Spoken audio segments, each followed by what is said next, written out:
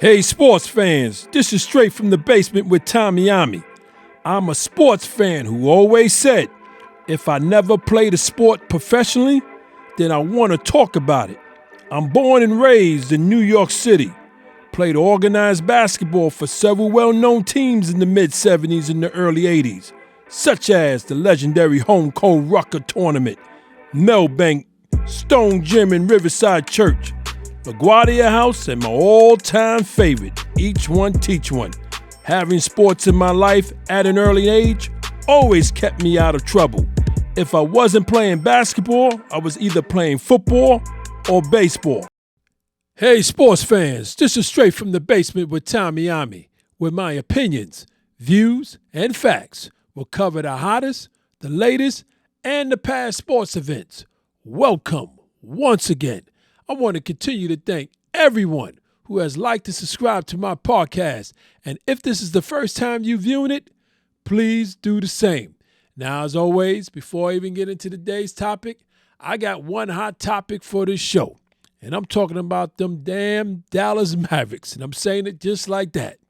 Listen, they had the audacity with everything they put together to get Kyrie Irving to shut down the starters.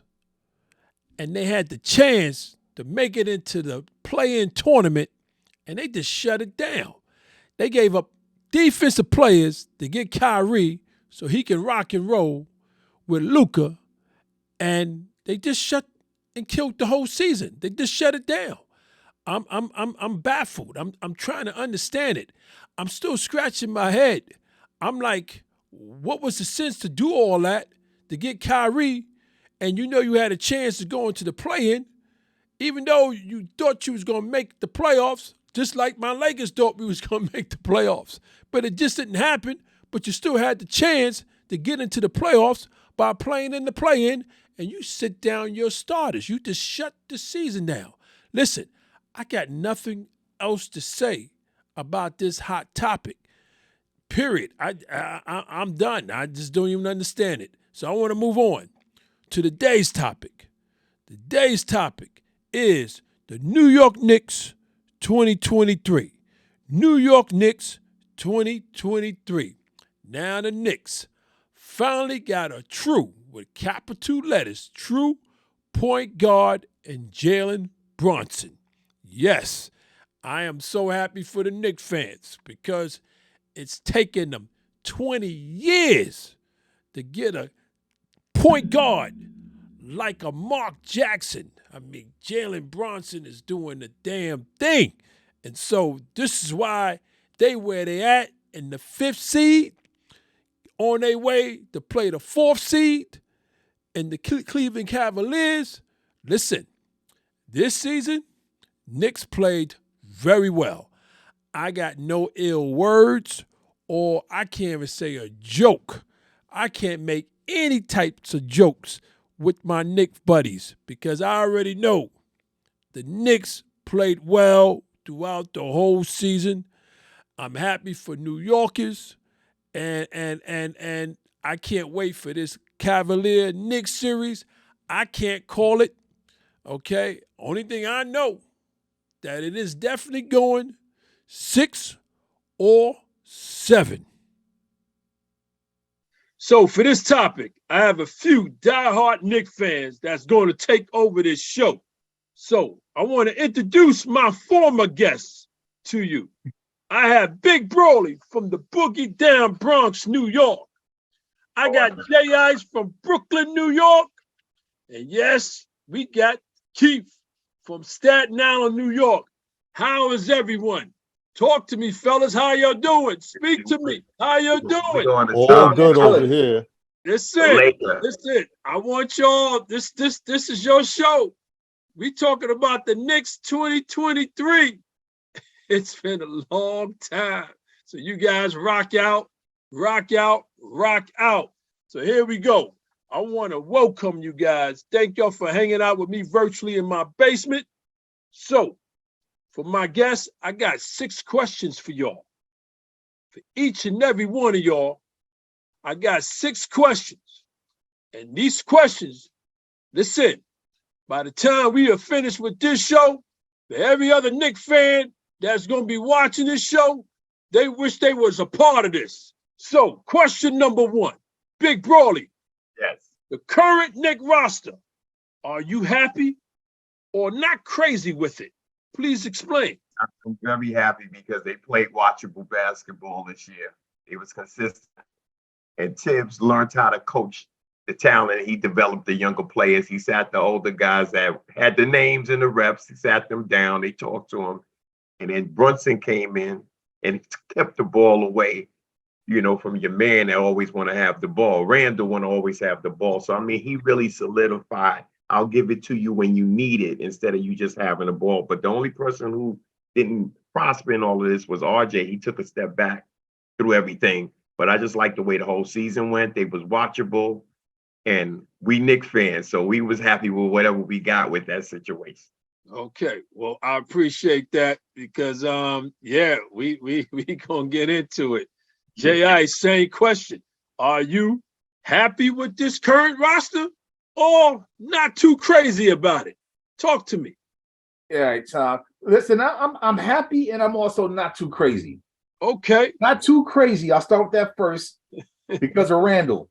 Because Randall still has that little dum-dum gene that pops up every now and then that threatens to derail the whole team or a game that's important or a moment that where he needs to step up and he steps down or he causes something else to go wrong with his mentality and his game mentality. But other than that, position by position, I think we got some real players. We harken back to about the 1980s, 1990s Knicks, where it's a team game. You got some people that can excel, but we got players. Center, you got Mitchell Robinson, young kid, and the other kid behind the Sims, who might turn out to be a beast if we trade him away to somebody else and starts killing us. But we got people in position, and Hartenstein too. That was a real pickup. I was surprised because at first I wasn't too happy. But I said, "Well, man, we got another one of these Dudleys up in here," but. Not the case. No, he's playing. He's playing. Power forward. I mean, I think the issue we have there is that we have Randall sitting in front of Toppin, and Toppin can't get as much light. But Toppin has been impressive in that in the time that he has had, he's shown that something's there. To give him some time.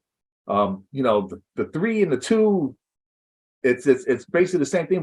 We got some people that are underneath the surface. Grimes just showed up. He showed up. I saw him last year. There was potential. Deuce McBride got a little. It's something there. He's probably a little bit more behind the curve, but I think there's something there too. But definitely or second squad. We have a second squad.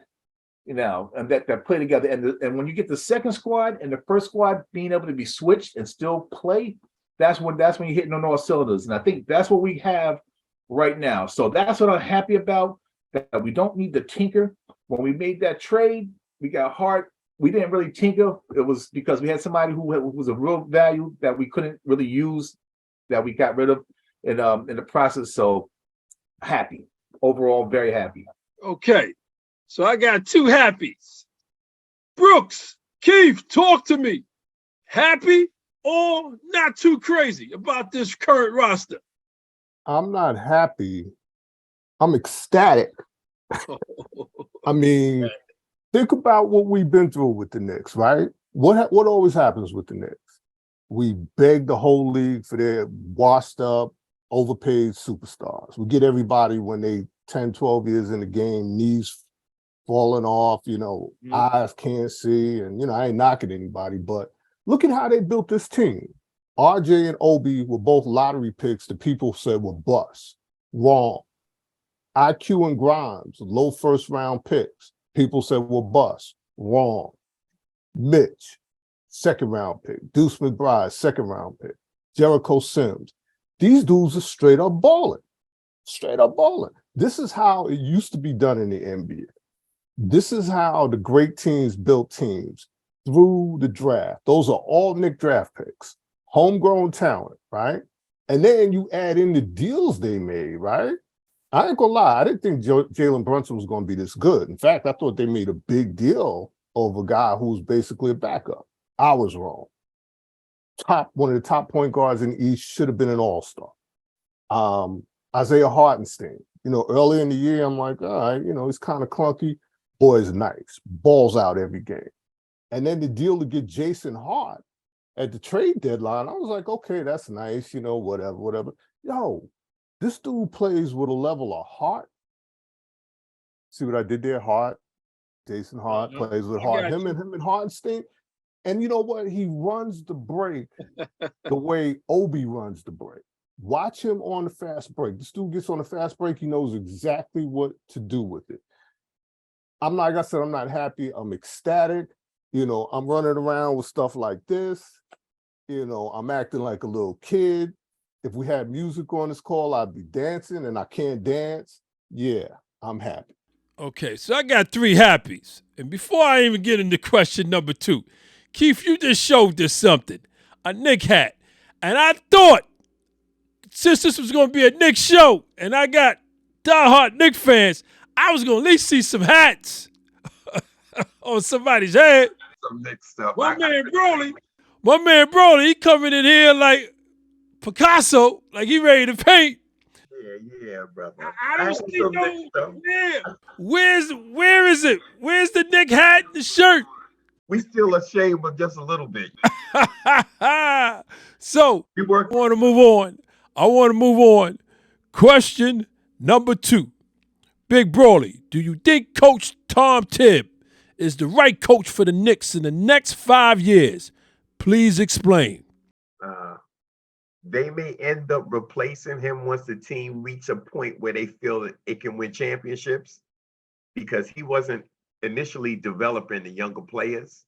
And it seemed like upstairs told him, you got to stop playing these older guys or we're going to let you go. So it seemed like all of a sudden, like you said, Jericho Sims started playing. Everybody else started playing.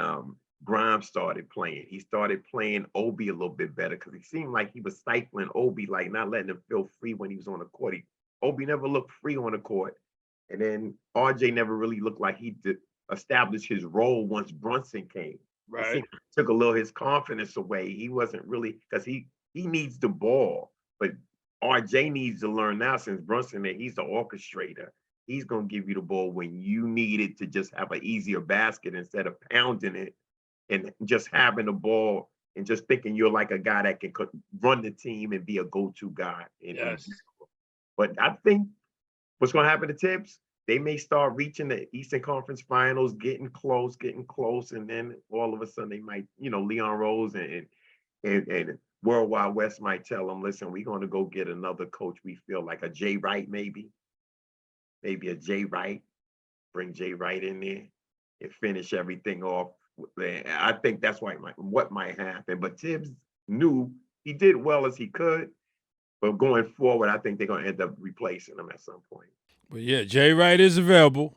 He ain't coaching college basketball no more, so he is available. Bring him over by us. Yeah, okay. Same question, Ice. Talk to me. Is Tom the man for the next 5 years? Listen, Thibodeau's he's a through and through Knick too. He's come a long way to come back home.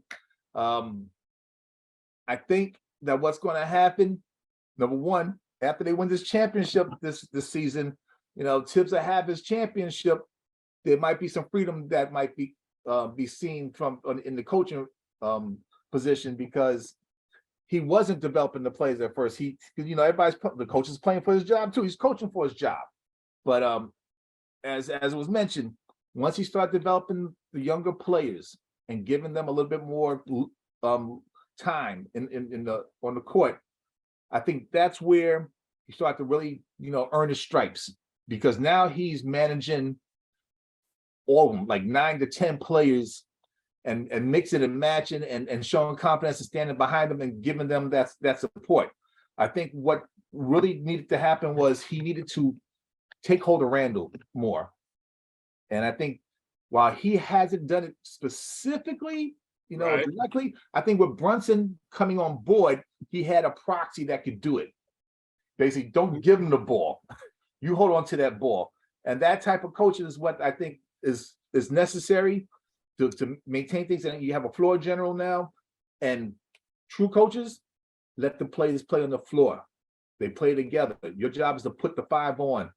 Put the 5 out of the 9. Put the 5 out of the 12. If you got it that deep, Knicks got about 11 players that they can run with and still put a premium team out there to compete. So I think Tibbs is going to be here for a couple years. Okay. But I do see that Jay right there. And remember, St. John just got Patino's put over there and back up in Queens. So anything's possible. But my favorite is, I think Mark Jackson needs to come home. I think Mark Jackson needs to come home eventually in these next couple of years, maybe after Tibbs. But we'll see. Yeah. I think Mark too comfortable behind that chair with that microphone. He's just too comfortable. Yeah, I know. Same question, Keith. Is Tibbs the man for the next 5 years? What? If we get smashed by the Cavaliers in the playoffs, he may not be back next year. I mean, that narrative changes real fast, man. You're right about that. Remember, 2 years ago against Atlanta, the Knicks were highly favored, and we had swept Atlanta in the regular season. And Tibbs didn't look like the better coach. As a matter of fact, the Atlanta coach looked much better. And his players, he had a young team too. His players looked more comfortable. So, and in fairness to Tibbs, Mitch didn't play. So Atlanta was a little bit tougher on us. So he got to get through, he got to show something this playoff series. His coaching, the coaches in the NBA take over the playoffs. They during the regular season, it's a lot to do with the players. It is all chess matches, strategies, moving people around, matchups in the playoffs. So he's got to show something in the playoffs this year. Now, if you're talking about next 5 years out, remember he's been there 3 years already. That's 8 years of keeping them players listening to him. It's hard to keep them locked in on one coach for so many years. NBA players will tune you out in a minute. And once management hears that, they start tuning you out, you got to go. So I'll say this. If the Knicks, and my fingers are crossed, if the Knicks get that chip this year, or if they get close to it, again, that narrative changes again. Tibbs becomes the man. He becomes Red Holtzman Jr. And for the older Knicks fans, y'all know what that means. So it all depends on how we show. If the Cavs sweep us, or if they do a gentleman's sweep, like they win 4 games and they let us get 1 game, which is a gentleman's sweep, basically, Tibbs got a problem next year. If the Knicks smash the Cavs and they go on in advance, well, yeah, he bought himself some more time. Okay. Thank y'all for question number 2. Seems like Tibbs, it seems like this series coming up is going to weigh a lot on Tibbs. So question number 3, Brawley. The Knicks are a young team. We all know that. I believe Derrick Rose is the oldest Knick at 34 years old. You guys correct me if I'm wrong. So what position or positions need to improve? And what does that player or players look like in order to go to the next level, Brawley? And I like RJ Barrett. He was a lottery pick, but he's not playing like he's the 3rd best player picked in his draft class. And what happened is when we didn't give up that 1st round pick and RJ to Utah, and you're looking at Donovan Mitchell dropping 71 points, I would have rather have a little baby Detroit Piston backcourt like a Joe Dumars Isaiah with my man Brunson and Mitchell, 2 small guards that do. That'd have been something else. So with Randall the Bull in the China shop, we would have had 3 guys that can really get a basket when we need it. For real, 3 real problems. So I'm just thinking like this. I think that 2 guard position we need to improve on, and we may have to package RJ and move him if we want to really be elite and get like an elite person at that 2 guard position, because he seems like he needs the ball in order to feel confident. It's not that he's not good. It's just that he needs the ball. But now Brunson's going to be with the ball. Randall's going to be with the ball. That leaves him not with the ball a lot. And then towards the end of games and towards down the stretch, he don't show confidence. So I really think that two guard position needs to be upgraded. Okay. I like RJ's father played with St. John's, you know, Uh-huh. trying to say, oh, we know all of that. And we don't want to be like, bury him, but if we want to upgrade, he the weakest link right there out of all of them. Listen. You said a mouthful, Broly. That's sports in general. You always, GMs, owners, fans always want upgrades. I mean, and if it's one of the favorite players, but he ain't doing what he's supposed to be doing, or she ain't doing what she's supposed to be doing, yeah, you got He played well early on when he came in, and when he came out, he played with the confidence, feeling Right. like the organization was behind him Mm-hmm. being the man. But when they brought Brunson in and saw how Brunson played and how Brunson carried himself and showed leadership and solidified all of the other players, and once he showed that, they didn't need that leadership from RJ. They needed production from him, but he didn't know what his role was at that point. So that's what happened. Randall gonna keep on scoring. He a nut. He a certified nut. So Uh-huh. Randall gonna get his regardless.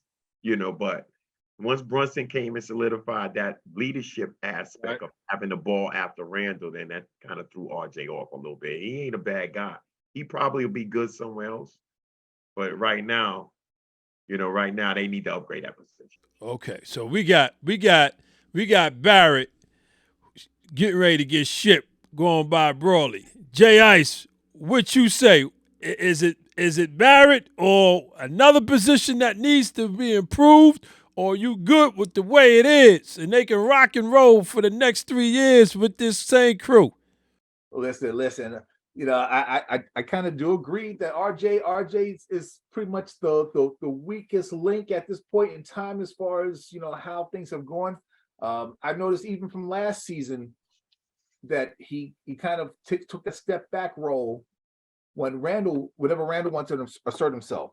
I think that was because he was not the vet. Randall was the vet, and he wanted the ball, and RJ was banging it out, and then Randall's taking the ball from him. And he kind of settled in. He wasn't the Pippen to the Jordan, but that's what we were hoping for. But I think that if we can get somebody for RJ, the upgrade, that would be something. Like if Dame Lillard, decides he needs to get out of Portland, which is the, because you put Lillard, then we had that little backcourt, and it'd be a killer backcourt, unstoppable. So that is one spot where I think if we want to upgrade and it was available without destroying the team like we did with Carmelo, that sure I wouldn't be so upset back, because I'm pretty much a traditionalist. You stick with the team you got, you play better, you play well, and you see where you go, and you make minor changes here and there, like how we did with Hart. But I also think the power forward position is either we get the switch, the inversion, and give Toppin some more room to grow, or Randall has to come and be more of an Oakley, because Randall could very easily get the 10 rebounds a game. He's going to get his 20. Use those 5 fouls. He could be more of an enforcer inside, and if he played more with his head, then we don't need to really upgrade. But if we can't, then we got to look and see. Maybe we get another veteran and give Toppin the front spot. And if he turns out to have some issues or gets hurt, that we have someone we can fall back on. But I do think that our weakest spot is the brain trust up in the power forward position, in the starting position right now. Very happy with the center position, Mitchell Robinson.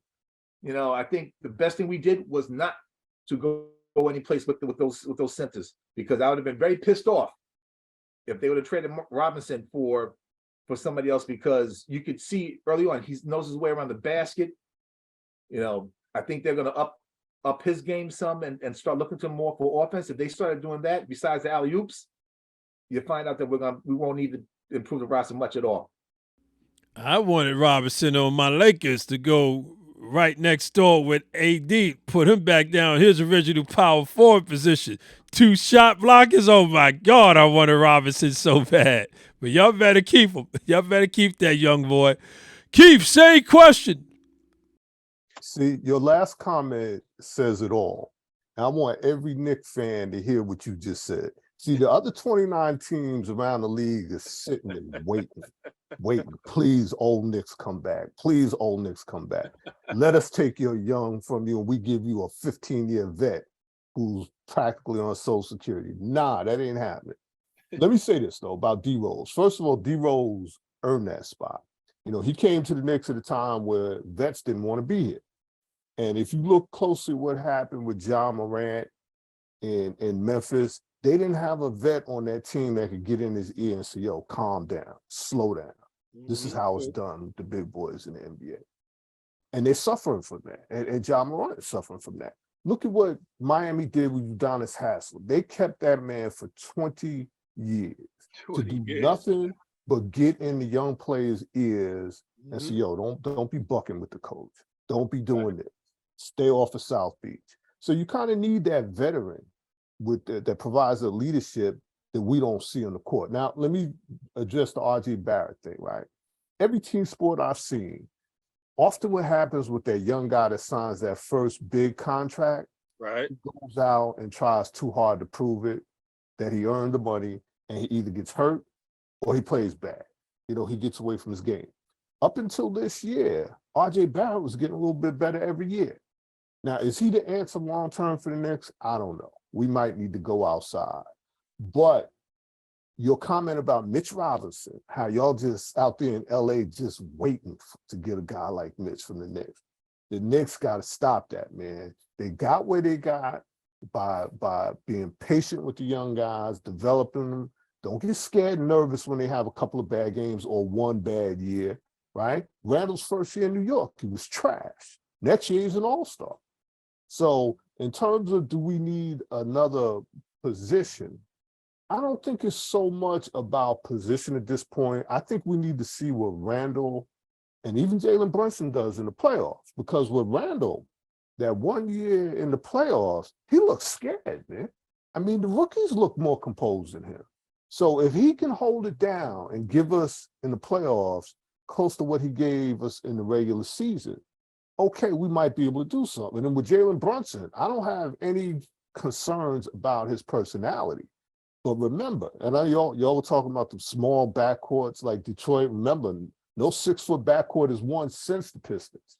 So you need the big guys in the backcourt, or at least one big guy. But with Jalen Brunson, he's what, 6 feet, 6'1"? The like playoffs is here now. No yeah. more Mr. Nice Guy. He's going to see guys 6'7", 6'8", 6'9" coming at him every play. As soon as he crosses half court, they're going to be waiting for him. Teams is going to do that thing where they build that wall right around the free throw line waiting for him. So he's got a little something to prove too. So I think we need to see what they do in the playoffs. And if, like I said, if Randall goes in the tank, we need a scorer. We're going to need another scorer. We can't do this again. But right now, I think we're looking good. And remember, we got draft picks too. Dukes to the Knicks did their thing, man. Y'all can't laugh at us no more. Nah, ain't no more jokes. I said that in Can't have Mitchell either. I know you want him with AD. I know you want him with AD. Listen, I know how that mind works of yours. I can't scream on Knicks fans this season. You know, my Lakers, we just became over 500 this last week for the first time. So I can't say nothing to Knicks fans. But I want to move on to question number 4. Broly, the Knicks played very well this regular season. In the February trade deadline, they made their move and a 4-team deal to receive small forward Josh Hart. Do you think that was a good trade, or they could have done better? If better, what player would that have been? Please explain. Now, I know you mentioned Josh Hart earlier, so talk to me. Like Jimmy said, give all them draft picks to Paul and then give me Dame Dollar, Dame Time. We would have needed some Dame Time over here. And that's a high echelon. But if you want a sneaky pick, Josh Hart, sneaky pick, Villanova, Jay Wright, only thing he do is produce pros. Dante DiVincenzo. Anybody that, Sadiq, that guy from Detroit that they traded to Atlanta, the gentleman there. Anybody who comes out of there, that program became like professional, can fill any position, can be like morph into any kind of player that the team needs. And with Josh Hart, he's a two-way player, defender, can shoot the three. Not going to be a problem in the locker room. True. He's a great addition for us because sometimes we just trade for, we be on some crazy trades and getting the wrong guys and getting guys that can't be productive right within mid-season. So for him to come within mid-season and with that Jay Wright tutelage and that professional kind of like charisma that he has and the background that he had from being coached that way, it really helped us out a lot. Josh Hart, that's why he took a little RJ's minutes, because he was always ready. When Josh Hart come in the game, he's always ready to play two ways and play hard defense and basic good competent offense. So I mean that was a good trade for them. Me in the past, and Jimmy and Keith can say we've always traded for the wrong guys or some guys that's with social security card numbers, and we get this old washed up player with a name that can't really help. But Josh Hart, young, been coached well in college, played 4 years in college. True. Came out and he's ready to assist us. And like he said, in winning a championship. I don't know if it's gonna happen, Keith, but I like your attitude. Well, thank you so much for that, Broly. Same question, Ice. Was Josh Hart the right move for this deadline, or you felt you could have got better? And if so, who would have been that player? I feel that it was the right move, starting with the WRIGHT. Yes, I definitely agree. The Villanova connection, the fact that they played a city game, because if that's what you see, when you see Josh Hart on the court, same with Brunson, you see them playing the city game. True. So Hart says he's a dog. That's the city game. You play both ways. It's not just offense. It's defense also. And when he comes in, he leads the break. And he leads the break not just for himself, he's bringing everybody with him. So definitely agree that it's been the best trade that we've made in the last couple of years that's worked out for us so far, because I liken it to like how when we got Felton, somebody who fits right in and galvanizes the team. He becomes the anchor of the second unit, gives them that veteran leadership, and he transitions to the first team. And again, I think his presence establishes more of a connection with Brunson. So Brunson can feel not like an island, as a new player on the team. And also I always think that, Randall, every now and then the screw pops out and starts getting loose. Now you have another veteran there that's going to be able to help keep him, his mind in the game the way it should be. Can talk to him as from a peer standpoint. It's not like Randall in the league 7-8 years and stuff saying, and he's not going to listen to any of these other younger dudes, but he will listen to Brunson. He will listen to Hart, and as well as Rose.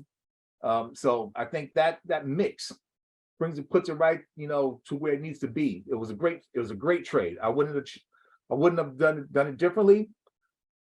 Only if they would have got Lillard or Rosen. DeRozan, if one of those brothers would definitely also been welcome, because they're ballers. Okay. So we got two Harts. What about you, Brooks? Talk to me. Yeah, that Hart deal was a great deal. I mean, Knicks fans, and I'm one of them too, would have given our right arm many years to get Dame Dollar. I'd have given our right arm. Yeah, y'all would have probably cleaned house. We'd have given the Statue of Liberty just to get Dame Dollar. But see, the deal is, you got to think about the other teams in the league. They was going to try to Danny Ainge us. And what I mean by that, Danny Ainge, the reason we didn't get Donovan Mitchell is Danny Ainge wanted every young Knicks player, all the draft picks, the head coach's firstborn. He wanted it all. And that's what every team is going to want from the Knicks. And my thing is now, Dame is getting to that point in his career where we got to be careful, right? They start breaking down. Yeah, 11 years now. Yeah. So I think Hart was a good deal. I didn't see it at the time. I'm not going to lie. I'm going to tell you I predicted it, because he plays with passion. He's 6'4", he rebounds like a 6'10" power forward. True. He gets out on that fast break. He knows what to do. He gets in guys' grill. You know, we get ready to go up against the Cavs, right? Donovan Mitchell got his hands full because Hart's going to be right in his grill. And when Hart isn't in his grill, Grimes is going to be in his grill. So he's going the whole time he's on the court, he's going to have someone in his face, in his grill. So, you know, again, kudos to the Knicks management for seeing this. I ain't see it. When they traded for him, I was like, all right, whatever, you know, big deal. He was nice at Villanova, but he'd been traded 3-4 times. Nah, man, they found a gem in getting this guy. Now, again, Dame Dillard, that's a hard name to walk away from. But one, he wasn't available. Two, remember, he's a big enough star in the league that if he wanted to play for the Knicks, he could have forced his way out of Portland a while ago. You can't tell a Dame Dollar, yo, we got you under contract, we're keeping you. He's a big enough star. He goes to management, look, I done gave you all I can give you. I want to move on. So if he really wanted to be in New York, he'd been in New York a couple of years ago. Now you're starting to see people putting feelers out there. Kevin Garnett saying, you know, you should go to the Knicks. Go, yeah, everybody wants to play for us now because we got a squad. Now we get the ice. Broadly, what we do, we get to sit back. All them years, people was laughing at us and nobody wants to play for the Knicks. Now we're not sure if we want you. You hear that, Charles Barkley? I know Charles Barkley listened to the Tommy Army from the basement. We not sure we want some of y'all because we got to. I felt that one. I want y'all to feel it. I like I said, I know Charles Barkley listens and watches your podcast. I want him to hear. I want Reggie Miller to hear. All them haters have been hating on the Knicks for years. We've arrived. We hear that. Listen. I could almost just end the show just about what you just finished saying. But I got two more questions. Thank you for that, Brooks. Question number 5, Broly.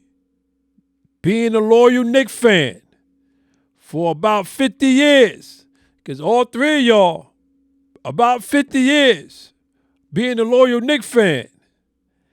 Now, the last championship was in 1973. What continues to make you that dedicated Knicks fan besides living in New York City? You got to give me the meat and potatoes. You can't tell me because you live in New York. I want to know why. What's the dedication? Why? Can't hear you, Broly.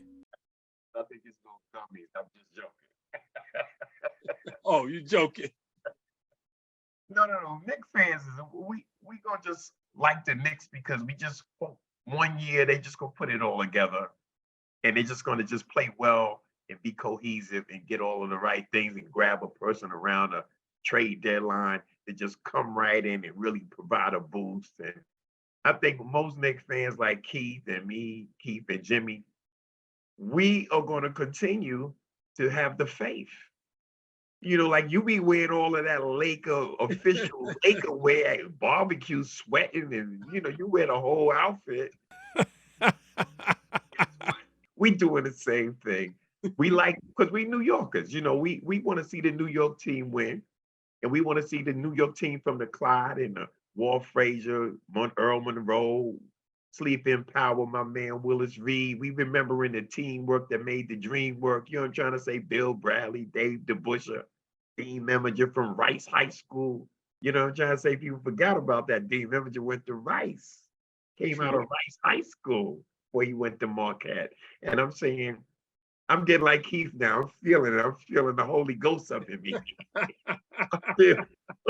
Anything's possible. But we just don't want Donovan Mitchell to have any good games because it's going to make the front office not look good. If Donovan Mitchell have any good games, and we could have gave away RJ and a whole bunch of picks and a few of these little young boys and just ended up having him because he could take a game over. But we still got the faith. We in the 5 seed. They're about evenly matched. And we're looking forward to the competition. We're not going to shy away from the competition. And that's why we're Knicks fans. That's what we're here for. We're here to have faith when nobody else have faith for what we're thinking about. Go New York, go New York, go. Wow. I needed to put you up on in front of the Madison Square Garden. You need to go in front of Madison Square Garden when they come back game 3 and say that speech to get They the need Up my the son to whole shoot some time. threes for them. My son with the Globetrotters, they need him to shoot some threes for them. Call him in on this situation. same question, J Ice. You've been a Knicks fan over 50 years. Please tell me why you so dedicated, and don't tell me because you live in New York. Give me something. Tom, sometimes you can't help your branding. You get branded at a young age. My father branded me as a Knicks fan back, I think I was about 6 years old, 5 years old. My first basketball, Willis Reed. Not the signature basketball, not the signature that we're used to now. Is embossed on it. It's the one where they had the little plastic decal that they slid off out with the water and put it onto the ball. And after about one good play with it, it all got worn off. But that's my first memory of my nickdom and stuff. Okay. It's not Willis Reed basketball. Then they won the championship. Well, they probably won the championship right about that same time. I was 6, so we was building it up towards it. In 85 or so, when Knicks were playing, when we got the X-Man, we played in the playoffs. McDaniel. Guy took Boston's heart.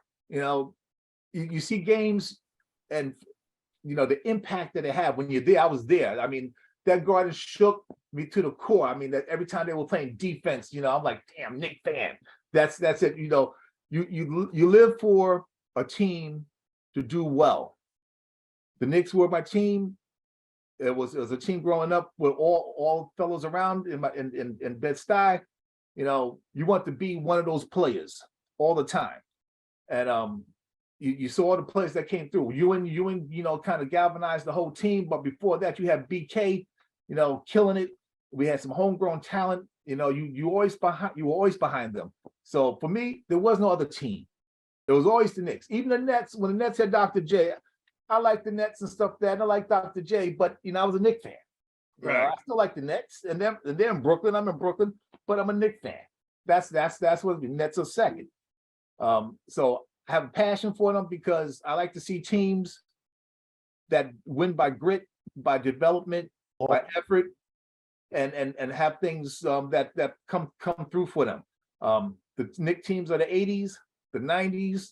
We got one or two people in there, and then it was all about effort and playing. You had the Anthony Masons, the John Starks, all those type of players that have come in, say you don't need to go and buy a team, you need to make a team. Because when you played out in the park, you played what you had. You went from one park to the next park with your boys, and that's it. That was your crew. And either you were good enough or you weren't.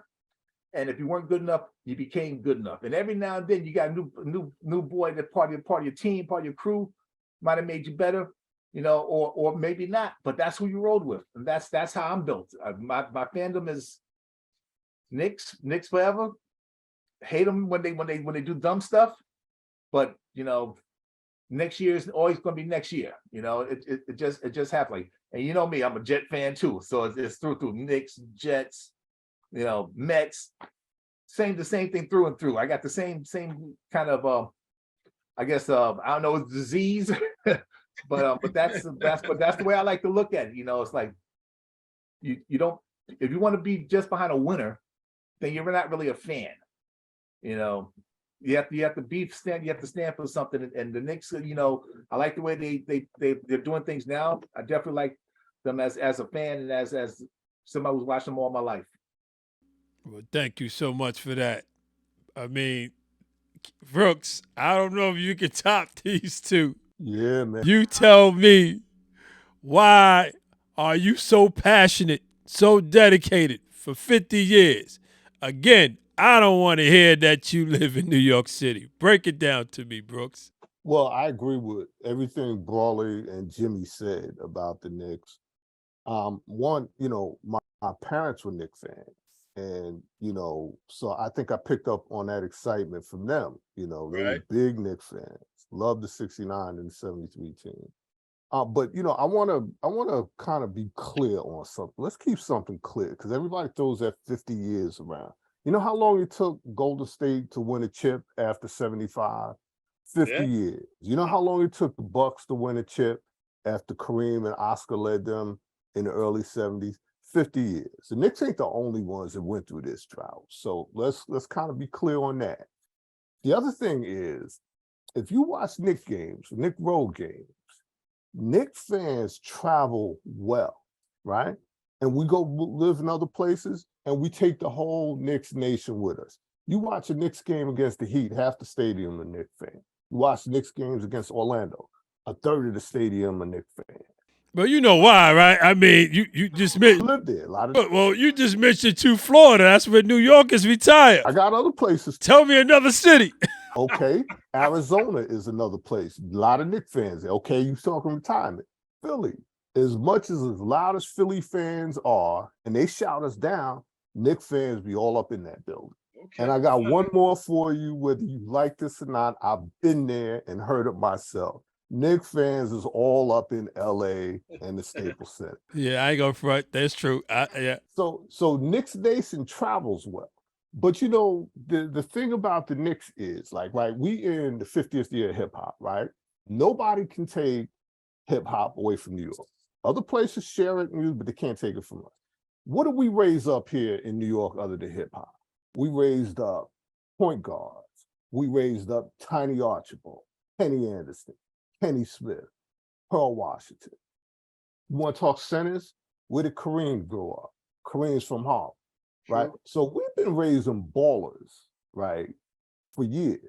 Now, people talk about, well, not a lot of great players coming out of New York anymore. Well, you know what? A lot of the DNA of these guys in other cities started in New York. Their families may move. A lot of them in Jersey and Connecticut and whatnot. So, New York is the mecca of basketball. It's not just the same. That's a fact. So if you grow up here, the mistake the Nets made, right? When they moved from Jersey, a lot of us was happy for them. Jay-Z was part of the ownership. Then they started talking that madness about running the city and what. Get out of here with that. Nobody trying to hear that. So now when the Nets are on TV against the Knicks, all you hear is Knicks fans. Even when the Knicks is losing, the Nets don't get no love. That's why former Net players hate the Knicks, because nobody showed them no love here. And that goes for KD. That goes for my man Kyrie. They know they didn't get no love when they was here. It's a movement here, right? So when you're a New York Knicks fan, and I need you to come back home, Tom, because I know you was one too. You don't want to tell anybody, but you was a Knicks fan, so I need you to come back home. I'm back, Tom. We ride hard. New York Knicks fans ride hard. We ain't got to apologize to nobody for nothing. Well, I need to put your game 3, in front of the Garden as the fans are going in and give y'all a microphone so y'all can preach and get this crowd pumped when come game 3. Thank y'all for all 3 responses from y'all for question number 5. Listen, you guys really hit my soul with that. And here's my last question. Question number 6. Brawley, the Knicks are in the 5th seed in the Eastern Conference going into the 2023 playoffs. And I need you guys to be real honest with me on this. How far do you think your Knicks will go? Please explain the matchups with the opponents. Talk to me, Brawley. This series 4-5, this is a proving ground for them to see where they are. They should be able to win this series, and the series should go deep. It's going to be up to Tibbs how he's coaching his players, how he's rotating his players. Because he keeps a smaller lineup. He tightens his lineup up during the playoff. Tibbs does. And he plays guys heavy minutes. So if he's playing a shorter lineup and playing guys heavy minutes, those guys got to be productive. They have to come through and produce. Everybody that he has on the court, whatever his rotations are. I think they can get through this series, because you do not want Donovan Mitchell to have a pivotal role in anything when you could have picked him up. It's going to make the front office look bad. But I'm saying after that, whoever they play in that second round, I don't know if they're going to be able to get past that in the second round. Whoever they would be playing, who would they be playing in the? Yeah, that's a good question. I've been focused on my Lakers, so yeah, you on the West Coast. I know If keeping them would know. They can chime. Who would they be playing if they ended up winning the series against Cleveland? I What think it's side Philly would they be? Nets. I think it's the Philly Nets winner.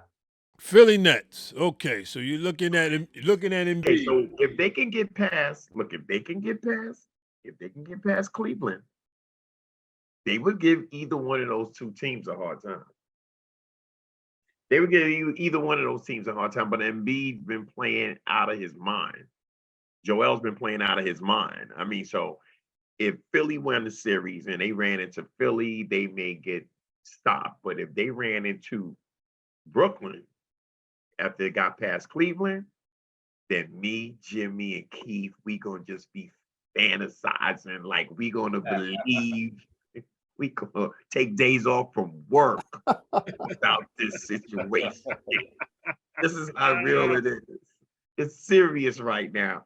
But what I'm saying, that Garland Mitchell backcourt with that Jared Allen rim protect with that Karis LeVert off the bench, with that Evan Mobley with the defense Mobley. on the power forward, they coached up well. Bickerstaff is coaching them up well. I mean, it's a good organization over there. I mean, so to me, I think that if we get past Cleveland, we got a shot. I think that series should go deep. We should go deep on Cleveland, and that's a pick 'em. That's a pick 'em series right there. And if we get past them, if we get Philly, then they may end us. But if we get Brooklyn, then we got some hope. But I don't know if Brooklyn gonna beat Philly. Okay, so let me get this straight. Question number 6. You saying, Brawley, you believe y'all can get through Cleveland, make it to the second round. 9 out of 10 is going to be the Sixers. You saying the season is over from there. So what I got out of Brawley is round 2. That's it. They ain't go no further. What it is. I mean, honestly, if you're a fan, you just want them to beat everybody, whoever they Right, play. of It's just a course. magic. Right. Well, we talking real talk here. We gonna finish up with real talk. Same question, J Ice. How far you think your Knicks is going? Well, yeah, I'm one of those dumb fans that are always Knicks fans of yesteryear. I think we're gonna win it all, and I always come up with how that is possible. This Cleveland matchup, I mean, some things that I think I know we always go with the shorter lineup. I think that we might need to keep open mind on that with Tibbs, because we have to play some bully ball. We got to put some fouls on Donovan.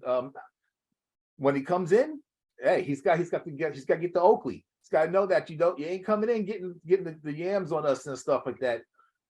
Without any price to pay. So we got Grimes, we got Hart, we throw McBride at him too. But when he comes inside, we have to put some hits on him too. Make sure that we keep him out on the perimeter. And out on the perimeter is not a safe zone either, because he kills it from out there too. But at least we have the guards that can run out on him.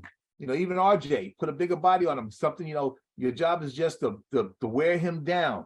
So, let him run around all he wants, but we just keep throwing it at him. I think we can get through Cleveland. I think we match up well in positions, and we have what most teams aren't having right now. That's a surge from younger stars, because Grimes is turning into be a killer, and I see him as being. I see him as being a Showtime in a way. He's not fazed by the moment, and he shows up and plays and delivers and stuff. And we might get all 20 plus from him that we're not really expecting or haven't been expecting to get, when all the rest of the team is slowing down some. And the Brunson factor, that's experience. That and Hart. It gives us just that, gives us heart. We're going into the playoffs not as some sort of neophytes. We're not going in as this is our first time in a bit, but we're going in there with as a team. It don't make a difference where we're at. We're still going to party. We're still going to, you go to a party. Yeah, you come to the party to dance. Don't make a difference whether it's in Manhattan or Queens. You're still going to go get on something and stuff. That's what it is about now.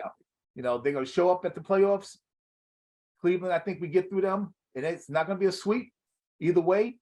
Might go 6 games, I think. for Knicks. Okay.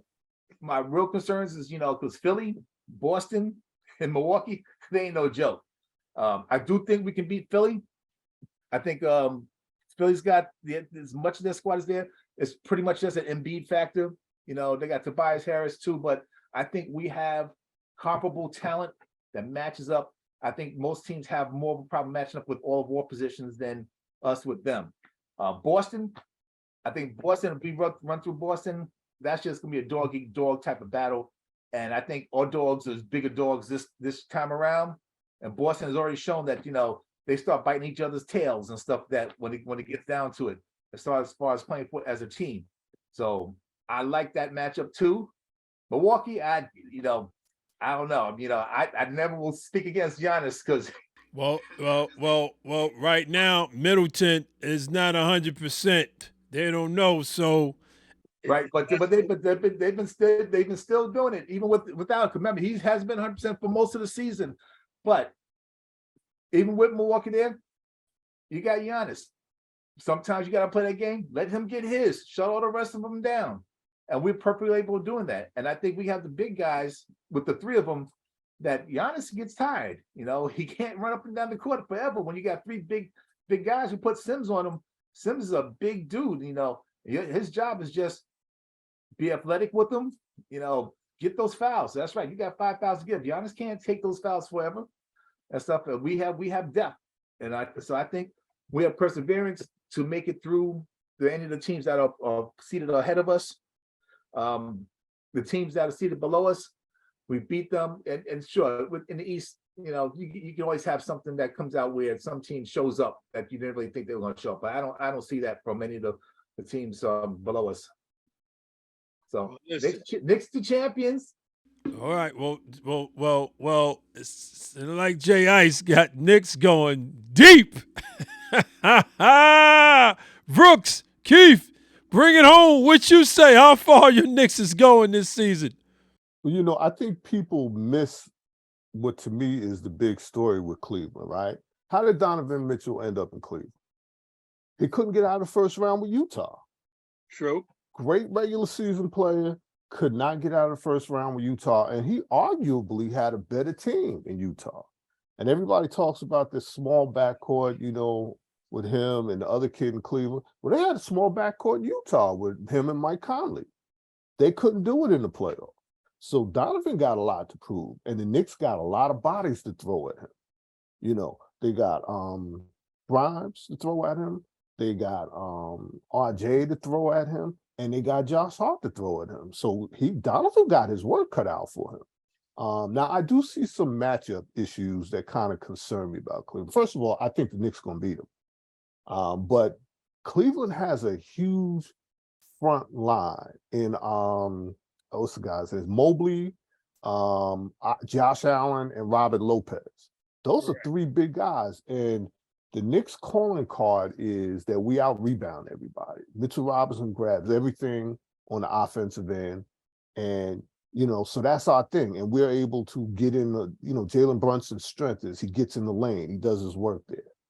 RJ Barrett, he gets in the lane, he does his work there. When those guys get in the lane now, they're looking at 7-footers with Cleveland. So there's some matchup issues that concern me. Also, too, I think Karis LeVert could be the wild card. And I say that because every former Net hates the Knicks. They can't stand the Knicks. And it all has to do with when they played here and nobody paid them any attention. Even when the Knicks were losing, the Knicks got the love.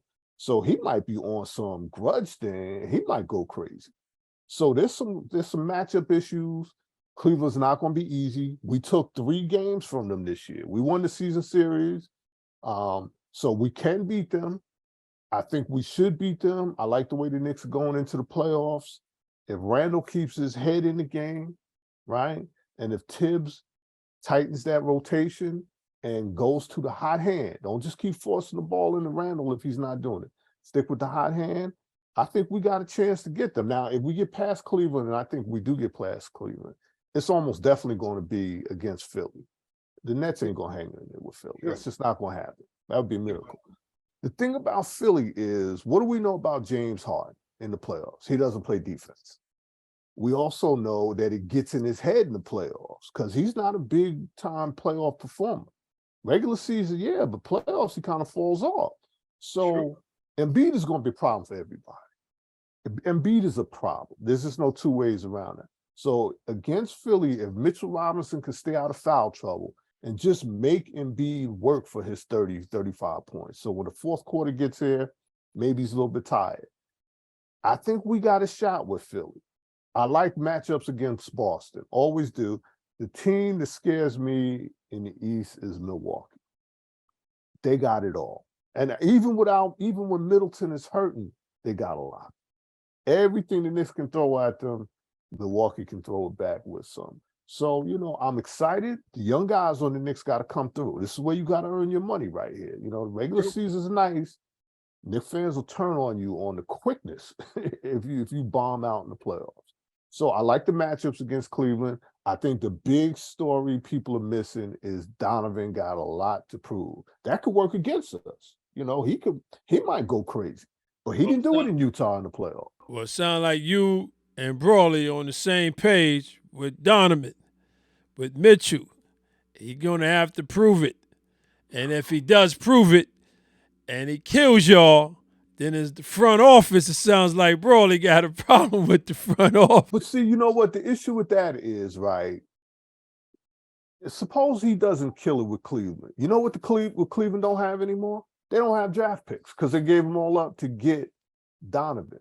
That's what the Knicks would have had to do to get Donovan. So put Donovan in the lineup with Jalen Brunson. Is Jalen Brunson as good? Because he ain't going to have the ball in his hands as much as Randall is good.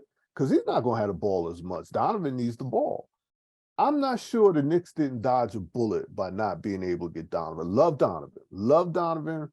But like I said, he couldn't get out of the first round in Utah, and he had a better team year after year. Yeah. And we would not have been able to develop all these other younger players as much. They'd all be in Utah right now. They'd be in Utah, and who wasn't in Utah wouldn't be able to crack the lineup to get any time because you would have had Mitchell and Brunson in the backcourt. If in fact Brunson would have been playing the same way he's playing now. So then we'd have no draft picks either. Right. And after, like I said, after we went through that Carmelo debacle where we could have got him as a free agent a year later, we gave away the whole team that he needed. And the same thing with the Nets. They gave away all their team is in Cleveland. You got Jared Allen in Cleveland. That was the center they had. You got Karis Brick, who they should have never got rid of. Dinwiddie's now, he's back now, but they gave away everybody who was the support that they just needed with KD. Well, look at Dallas. Look at Dallas. Look at Dallas. They got two of the best players of this generation, and they ended up tanking for the lottery because they gave away everything else to get them players. Yeah, gave up all that defense. Yeah. Well, listen, fellas, I want to thank y'all so much for hanging out with me in my basement virtually. I appreciate you guys so much. Big Brawley, appreciate you as always. Anytime. Jay Ice, appreciate you. Keith, as always, you guys know I appreciate y'all. To my viewers and listeners, please continue to check me out on YouTube and subscribe. Check me out on my streaming platforms, Apple and Spotify. Also, please remember to check out the Dewey Does Foundation that is fighting childhood obesity, which helps support youth sports, fitness, and health at DeweyDoes.com. Plus, check out the Even Flow Coffee Company, created to combine the interests of coffee lovers, fashion, and music. For more information or to make a purchase, visit evenflowcoffee.com. As I always say, sports is what keeps this world from going insane, either in a pandemic or no pandemic. Until next time, take care.